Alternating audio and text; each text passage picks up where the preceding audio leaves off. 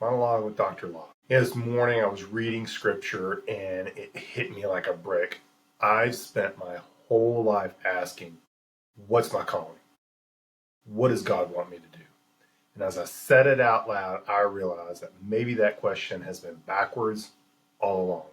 Maybe God's calling me and calling us to be right here, right now. Man, I've always been the guy who wants to learn more. I want to do more. I want to be more. I'm constantly chasing being better. I want to be a better husband. I want to be a better father, better chiropractor. I definitely want to be a better communicator. I want to be a better Christian, and I want to be a better man. Sometimes, honestly, I don't even know what that better version is supposed to be or who that better version is supposed to be. I just know that I'm not done yet. Now, I can't understand how some people just don't want to grow. They seem content right where they are.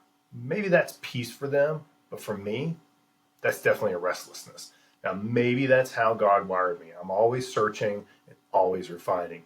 But I keep thinking that there should be a point where I can say, yep, this is it. I've arrived.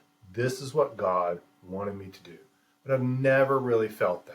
Not really one time. I have definitely had what they call God moments where I felt like God was in a situation or God was in a moment that I was in. But I don't really feel like I've ever felt like, okay, God has called me to do this thing and I have done it and now I can die. I can die peacefully. I feel like I'm still looking for that particular moment. And maybe that's just because life's not about arriving, it's about responding.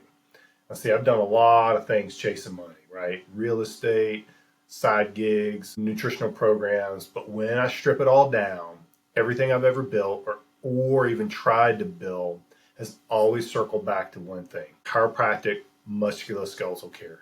I love the muscles and I love the body. I love to help people heal. I love to help them move better and feel better and live better.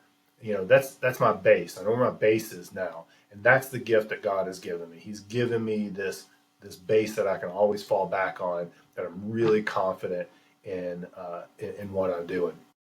But here's where I struggle. I'm not naturally a promoter. I'm not the guy who loves walking into a room full of people and saying, hey, look what I do. Look at me over here. Because deep down, I still care too much about what people think. I worry about being judged. I worry about being misunderstood, and especially about being rejected. So often I just stay in my cave. Yet I know the truth. No business or no mission grows in a cave or in the dark.